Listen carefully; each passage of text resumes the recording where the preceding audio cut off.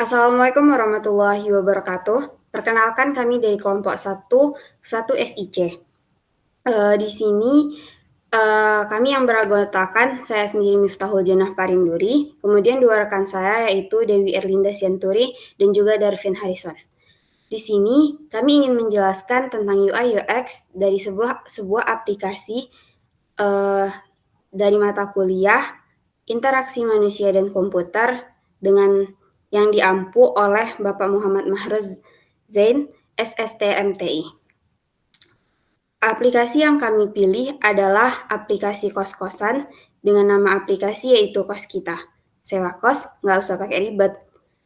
Kos Kita merupakan sebuah aplikasi untuk mencari, menemukan, dan menyewa kos yang diinginkan dengan mudah. Ada beberapa masalah yang memicu kami untuk memilih kos-kosan menjadi sebuah aplikasi, yaitu dikarenakan jauhnya jarak daerah domisili dengan daerah tempat tinggal, sementara yang akan dituju banyak orang yang akan kesulitan untuk menemukan kos. Ditambah dengan keadaan pandemi saat ini yang menghalangi ruang aktivitas tertentu membutuhkan sebuah aplikasi yang dapat membantu pencarian dan penyewaan kos jarak jauh sesuai dengan keinginan kita. Selain itu, juga tidak semua orang memiliki waktu yang cukup banyak untuk melakukan pencarian kos dengan mengunjungi satu persatu kos yang ada pada daerah tempat tinggal sementara. Kemudian, ada beberapa hal yang menjadi produk goals dalam aplikasi ini. Yang pertama, menjadi solusi, di mana untuk mempermudah pencarian dan penyewaan kos tanpa harus berkunjung ke lokasi tersebut. Kemudian yang kedua, menghemat waktu, yaitu melakukan aktivitas pencarian serta kesepakatan penyewaan kos tanpa batas ruang dan waktu. Yang ketiga, memenuhi keinginan. Akan mendapatkan kos-kosan sesuai dengan apa yang kita inginkan dan memiliki fasilitas yang memadai. Kemudian ada desain proses, tahapan-tahapan dari kami mengerjakan aplikasi ini. Yang pertama, UX penelitian etnografi dan penyelidikan konseptual. Yang kedua, menentukan user persona, user journey. Yang ketiga, membuat low fidelity. Yang keempat, membuat medium fidelity. Yang kelima, membuat high fidelity. Dan yang terakhir, melakukan survei kepada user atau usability testing. Selanjutnya akan dilanjutkan oleh Darvin. Untuk user persona ini, kita mengambil Raylin Kanat sebagai objeknya. Kemudian profesi dia adalah mahasiswa. Profil dia berumur 18 tahun. Pekerjaannya tuh ada di Politeknik Katek Riau. Personality dia itu cenderung introvert. Kemudian pertengahan antara thinking dan feeling. Dan orangnya lebih sering lakukan pengujian. Hal tantangan dia itu adalah membutuhkan waktu dan tenaga mencari kos yang dia inginkan. Kurangnya informasi tentang kos dan mencari kos itu susah. Motivasi dia itu mencari kos sesuai yang dia inginkan. Kemudian melakukan kos itu mudah dan cepat. Di user journey ini pertama kita lakukan sign up atau login. Biasanya itu bisa berupa nomor HP, email, password. Jika sudah masuk ke home, di home kita bisa mencari informasi yang kita inginkan. Kemudian masuk ke detail kos. Jika sudah, kita bisa memilih kos dan sewa kepada pemiliknya. Jika sudah, kita mengajukan sewa. Jika sudah, kita mengisi data diri, kemudian kita tunggu konfirmasi penyewaan. Jika sudah, kita bisa melakukan pembayaran. Jika pembayaran berhasil, penyewaannya berhasil, kemudian bisa lanjut ke review. Review itu bisa berupa rating. Kemudian di user flow ini, kita pertama melakukan login. Jika berhasil, maka loginnya pindah ke homepage. Jika gagal, maka melakukan login ulang. Kemudian dari homepage kita memilih cost, terus kita mengajukan sewa. Habis mengajukan sewa, kita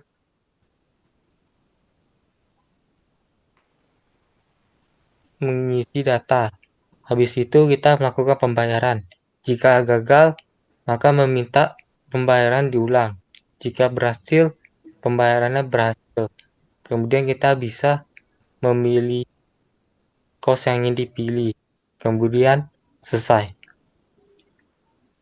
Di arsitektur sistem informasi, ini adalah bagian-bagian atau fitur-fitur yang kita gunakan di dalam aplikasi yang kita buat.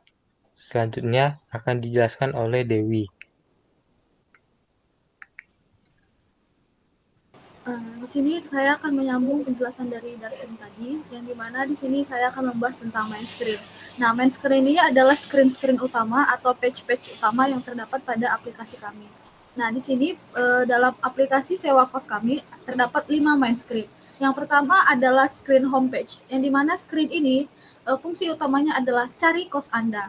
Screen ini merupakan antarmuka pengguna halaman yang berisi fitur untuk mencari kos dan menampilkan deskripsi umum tentang kos. Pengguna hanya perlu mengetikkan lokasi dari kos yang ingin disewa dan menentukan kategori kos sesuai dengan yang mereka inginkan. Nah, kemudian screen utama yang kedua merupakan bagian history page, yang dimana screen ini berfungsi untuk temukan riwayat sewa Anda. Nah, screen ini merupakan antarmuka pengguna halaman yang berisi fitur-fitur untuk menampilkan riwayat kos yang pernah disewa sebelumnya. Pengguna hanya perlu memilih menu history yang terdapat pada navigation bar. Nah, main screen yang ketiga pada aplikasi sewa kos kami di sini adalah chat pack atau chatting pack, yang dimana screen tersebut berfungsi sebagai kirim pesan Anda. Nah, antarmuka screen ini merupakan antarmuka pengguna halaman yang berisi fitur-fitur untuk melakukan obrolan dengan pemilik kos. Nah, pengguna hanya perlu memilih pemilik kos mana yang ingin ditanyakan perihal penyewaan kos. Nah, screen utama yang keempat itu ada di pack sewa. Nah, pack sewa ini memiliki fungsi utama di mana untuk memeriksa status sewa Anda, yang di mana screen ini merupakan antarmuka halaman yang berisi fitur-fitur untuk menampilkan daftar kos beserta status aktivitasnya. Seperti pada contoh dapat kita lihat di gambar, kita melihat ada beberapa status-status kos-kosan yang sedang terjadi. Yang pertama itu adalah di mana saat penyewaan kos pengajuan sewa yang dilakukan oleh user itu ditolak, maka akan memiliki status ditolak. Atau saat mereka sedang menunggu konfirmasi penyewaan, maka akan memiliki status menunggu. Nah, jika seandainya pengajuan sewa kos berhasil, maka dia akan muncul di bagian menu verifikasi di sewa page atau di halaman sewa. Kemudian ada main screen yang terakhir, yaitu bagian yang kelima, yaitu profile page, yang dimana profil page ini berfungsi sebagai untuk meninjau profil Anda atau profil user, di mana screen ini merupakan antarmuka pengguna halaman yang berisi informasi pribadi pengguna yang dapat diupdate, di mana pengguna hanya perlu memilih menu profil yang terdapat pada navigation bar. Nah, di sini jelas bahwa page profil ini berisi data-data pribadi yang diperlukan oleh aplikasi terhadap sebuah user, di mana data-data ini bisa dilakukan update sesuai dengan kebutuhan user tersebut. Nah, kemudian di sini saya akan membahas tentang screen atau page-page atau halaman yang telah kami desain berdasarkan UI UX design pada aplikasi sewa kos Yang pertama di sini kita dapat melihat jika saat aplikasi itu sudah terinstall, maka saat pertama kali dimulai akan terdapat logo dari aplikasi kami, yaitu kos kita, dengan memiliki hashtag enaknya ngekos. Kemudian di situ di sebelahnya akan terdapat sebuah halaman login, yang dimana dia itu memasukkan username, nomor handphone, dengan juga password. Atau juga kita bisa login menggunakan akun Google, Facebook, maupun akun Apple. Nah, kemudian itu kemudian di sebelahnya ada sidebar yang dimana itu merupakan penjelasan umum mengenai aplikasi yang kelompok kami rancangkan. Nah, di bawahnya kemudian masih ada penjelasan tentang sidebar di pojok sebelah kiri dan juga yang di tengah. Nah, yang pada pojok yang terakhir itu, yang di sebelah kanan, dia itu merupakan sebuah page untuk register user. Jadi misalnya kalau user tersebut belum pernah register atau mendaftarkan akunnya sebelumnya, maka dia harus mendaftarkan akun dulu untuk melakukan login. Nah, ini merupakan halaman registernya atau mendaftarkan akunnya dengan mengisi data-data pribadi user. Selanjutnya, nah di sini ada screen untuk verifikasi akun. Kemudian ada screen lupa password. Jadi dalam aplikasi ini terdapat fitur jika misalnya user itu lupa akan password dari akun yang dia punya, dia bisa memuat fitur lupa password yang dimana dia hanya tinggal memasukkan nomor HP yang terhubung dengan akun tersebut dan di sebelahnya ada screen untuk memasukkan password baru dan konfirmasi password yang baru. Selanjutnya screen-nya itu di sini setelah kita melakukan login, nah maka user akan masuk ke dalam yang namanya screen homepage. Dari mana screen homepage ini termasuk dalam main screen yang telah saya jelaskan tadi. Nah, dari screen homepage ini terdapat navigation bar yang bisa mengakses main screen lainnya. Nah, di sini jelas ada homepage, baru di sebelahnya itu ada history sewa atau page history, baru di sebelahnya ada page chatting page. Selanjutnya ada sewa page yang dimana dia ada dua submenunya, yaitu submenu pengajuan dan submenu verifikasi. Kemudian ada profil page. Nah, di sini screen selanjutnya itu adalah screen pencarian. Nah, saat di homepage, jika kita mengklik pencarian, maka akan keluar seperti ini.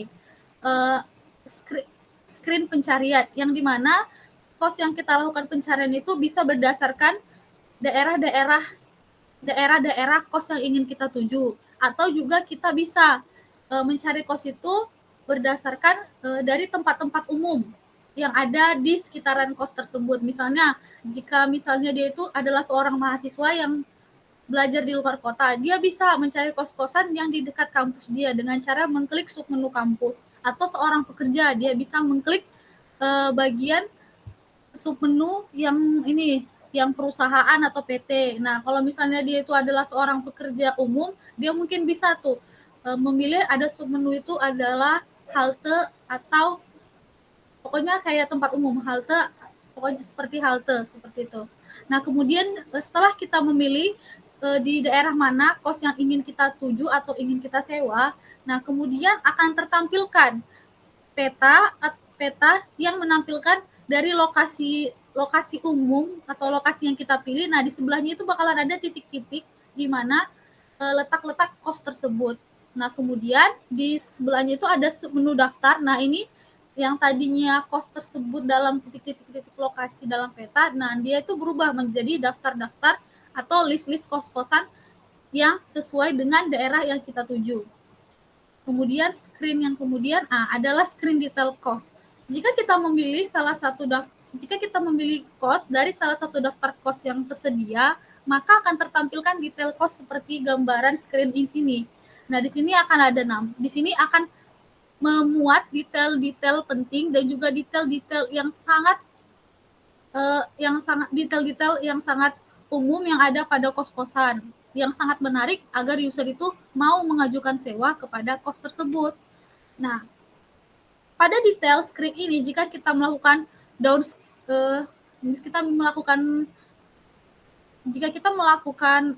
scroll ke bawah, maka akan ada nanti menu untuk melakukan chatting kepada si pemilik kos, di mana dalam pertama kali untuk menghubungi pemilik kos tersebut, kita akan diberikan kalimat-kalimat bantuan, seperti misalnya saya butuh kos cepat gitu, atau misalnya ingin tanya-tanya dulu gitu. Nah, setelah kita memilih salah satu pertanyaan gitu yang sekiranya benar-benar menjadi pertanyaan bagi kita untuk pemilik kos, kita pilih. Nah, kemudian pemilik kos akan menjawab tentang pertanyaan kita. Nah, di sini bagian chatting screen ini antara user yang ingin menyewa kos dan juga pemilik kos dapat melakukan obrolan-obrolan seputar dengan kos yang ingin disewa. Nah, screen selanjutnya di sini, nah setelah user tertarik untuk melakukan pengajuan sewa, maka user harus melakukan isi data penghuni atau isi data diri pribadi yang digunakan untuk melakukan penyewaan kos. Nah, setelah melakukan isi data penghuni, maka user melakukan pengisian data mengenai pengajuan sewa yang ia lakukan, di mana data ini berisi dengan kapan tanggal masuk user untuk memulai kos-kosannya. Terus di dalam data ini juga ada berapa lama dia akan durasi sewa dia itu berapa lama gitu. Terus kemudian di sebelahnya itu ada screen untuk verifikasi identitas, yang dimana di sini tuh screen yang sangat diperlukan agar pemilik kos itu mengenal wajah dari pemilik dan wajah dari penyewa kos dia gitu. Nah, di sini tuh berupa memasukkan jenis identitas dan juga foto identitas beserta dengan foto wajah user yang ingin menyewa kos. Nah, screen selanjutnya di sini adalah screen detail pengajuan.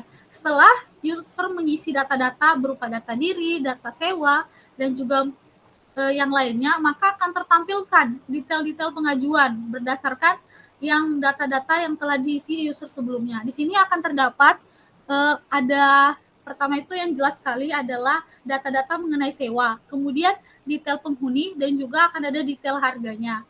Jika user setuju dengan semua informasi yang terdapat, maka nanti di bawah down scrollnya itu bakalan akan ada nanti pemberitahuan apakah user menyetujui penyewaan ini. Nanti mereka tinggal tanda centang. Nah, setelah itu tinggal user menunggu verifikasi. Nah, jika pengajuan kos-kosannya telah diverifikasi oleh pemilik kos, maka selanjutnya adalah lakukan pembayaran. Nah, yang screen di tengah itu adalah tahap pertama dalam melakukan pembayaran. Nah, di mana itu si user memilih metode-metode apa yang dilakukan untuk pembayaran. Di sini dia menggunakan metode untuk transfer melalui bank. Nah, setelah itu dia di screen yang paling ujung kanan, di sini user disuruh untuk mengupload bentuk transaksi seperti misalnya kayak bill pengiriman uang sewa. Nah, kemudian screen selanjutnya itu masih screen tentang pembayaran. Nah, setelah mengupload bukti pembayaran, maka pembayaran yang dilakukan berhasil. Nah, jika pembayaran ini berhasil, maka screen selanjutnya yang akan terlihat adalah kembali lagi ke homepage atau screen utama dari aplikasi sewa kos ini. Selanjutnya, di sini saya akan menjelaskan tentang prototype atau bagaimana alur berjalannya aplikasi sewa kos yang telah kami rancang. Nah, yang pertama seperti yang saya jelaskan sebelumnya, di sini kita saat memulai aplikasi akan terlihat logo aplikasi kami yaitu kos kita dengan hashtag enaknya ngekos.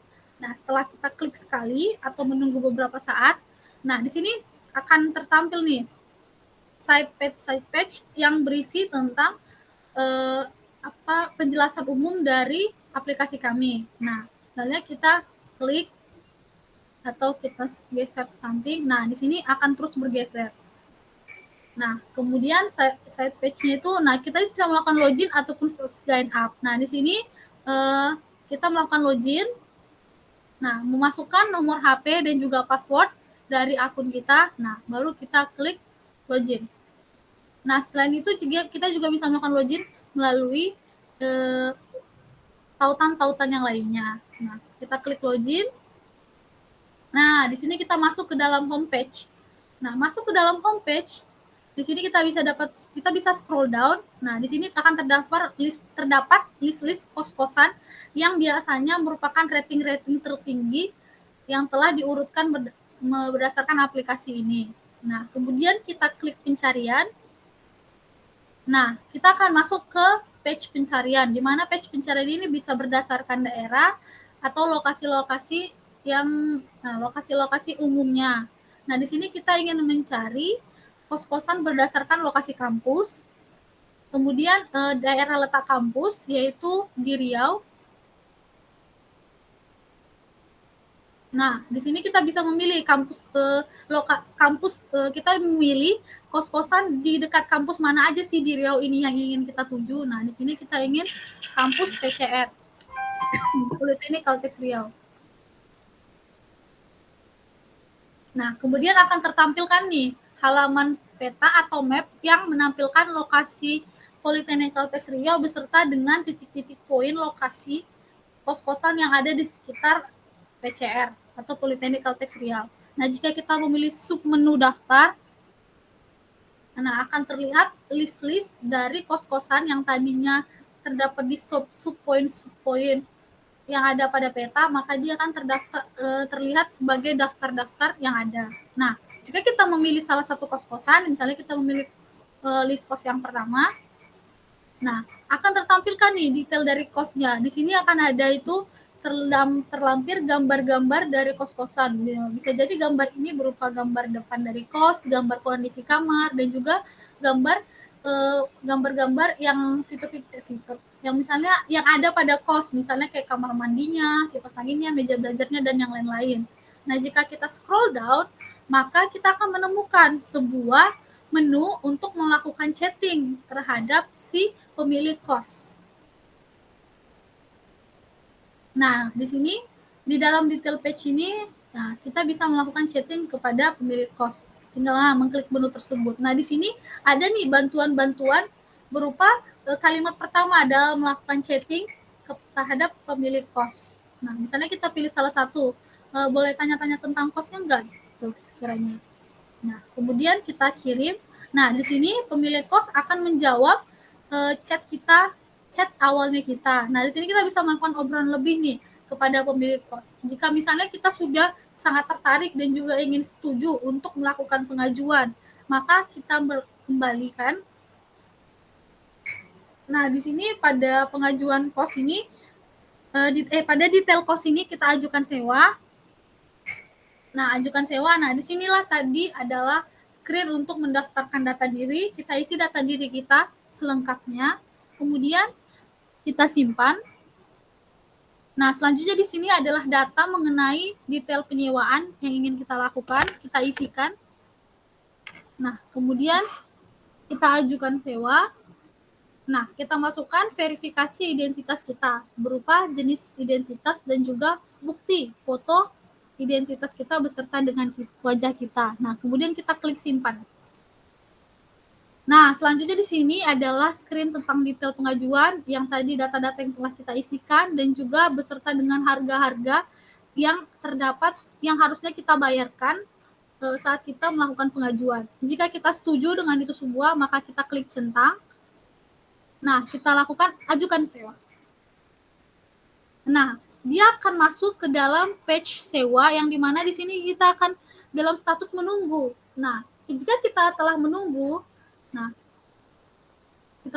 maka akan muncul notifikasi bahwa ternyata pengajuan yang sewa kita lakukan itu telah diterima oleh si pemilik kos. Kita klik kepada notifikasi, arah notifikasi. Nah, kita akan diarahkan nih kepada tetap kepada page sewa, tapi di mana dia itu sudah ke submenu verifikasi. Nah, kita bisa lihat kos yang telah diverifikasi oleh pemilik kos itu adalah kos Putri. Nah, di mana namun kos ini belum dilakukan pembayaran. Untuk itu kita harus melakukan pembayaran. Kita klik button pembayaran. Nah, di sini kita disuruh untuk memilih metode pembayaran. Nah, kita pilih metode pembayaran yang kita lakukan. Misalnya kita ingin mentransfer pembayarannya melalui bank apa. Di sini kita melalui bank BRI.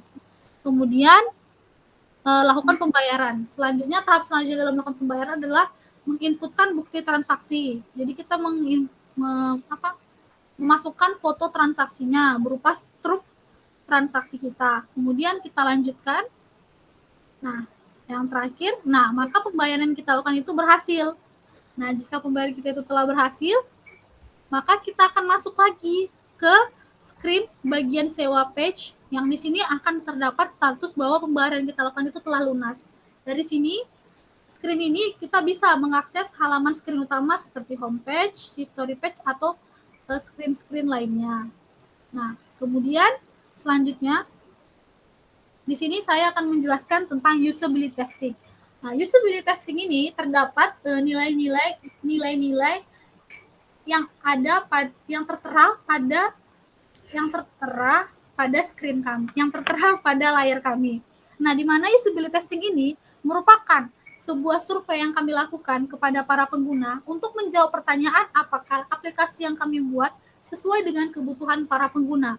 Di mana dalam usability testing ini terdapat beberapa kriteria-kriteria tertentu untuk menjelaskan apakah produk kami itu sudah termasuk efisiensi dan sangat berguna kepada user ataupun pengguna. Nah, user atau pengguna yang kami lakukan pengetesan ini adalah user-user yang menjadi target dari pengguna kami. Nah, di sini kriteria-kriteria kami itu terdapat yang pertama adalah learnability, yang dimana kriteria ini adalah kriteria untuk mengukur kemudahan suatu aplikasi kami, yang dimana di suatu aplikasi untuk dipelajari dan digunakan. Kami mendapatkan nilai 86,3% dari user atau pengguna survei kami. Kemudian kami di sini terdapat kriteria efisiensi, di mana kriteria ini merupakan kriteria yang mengukur tingkat performansi pengguna ketika menggunakan aplikasi. Kami mendapatkan nilai 86,7%. Nah, kriteria selanjutnya adalah kriteria memorability, di mana kriteria ini merupakan kriteria kualitatif yang dapat dilihat melalui kemudahan pengguna dalam menggunakan aplikasi kami selanjutnya. Jadi kayak penggunaan, jadi misalnya setelah pengguna itu menggunakan aplikasi kami, apakah selanjutnya dia bisa mengingat lagi langkah-langkah dalam menggunakan aplikasi tersebut. Kami mendapatkan 93,3% untuk nilai dari kriteria memorability. Kemudian ada kriteria error, yang dimana kriteria ini termasuk kriteria kuantitatif pada aplikasi, di mana kriteria ini dapat menilai aplikasi melalui banyaknya kesalahan yang dilakukan oleh para user. Jadi misalnya pada aplikasi ini ada sesuatu hal yang error, seperti button yang tidak bisa ditekan, atau page yang tidak sesuai dengan halaman. Misalnya dia mendekat homepage, tapi yang keluar itu malah page yang lainnya. Nah, di sini kami mendapatkan nilai errornya itu sebesar 78,8%. Nah, kemudian di sini ada kriteria satisfaction. Nah, kriteria satisfaction ini merupakan kriteria kualitatif juga yang dirasakan dan ditunjukkan oleh para user atau pengguna ketika aplikasi digunakan. Apakah aplikasi tersebut menyenangkan dan juga mudah dipakai. Kami mendapatkan nilai 92,5% untuk kriteria satisfaction kami. Nah, selanjutnya begitu saja ternyata pembahasan pada UI UX design yang telah kelompok kami buat itu telah selesai. Untuk itu, jika ada kesalahan kata, kami mohon maaf, dan maaf sekali jika dalam screen ini tertampilkan bahwa kami kelompok 3. Di sini kami sebenarnya ada kelompok 1 dengan anggota Darvin Harrison, Dewi Erlinda Syanturi saya sendiri, dan juga Miftah Fujana. Nah, maaf jika kami ada kesalahan kata dalam penyampaian presentasi, dan terima kasih.